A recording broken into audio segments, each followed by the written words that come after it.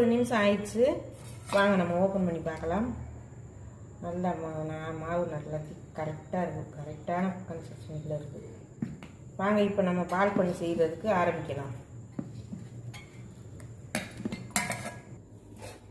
எண்ணெய் வந்து நல்லா காஞ்சிட்டு சிம்மில் வச்சுருக்கேங்க. காய ஒட்டி நல்லா சிம்மில் வச்சுக்கோங்க. எண்ணெயை கரண்டி இந்த மாதிரி ஒரு குழிக்கரண்டி ஒன்று உள்ளவே போட்டு வச்சுருங்க எண்ணெய்க்குள்ள.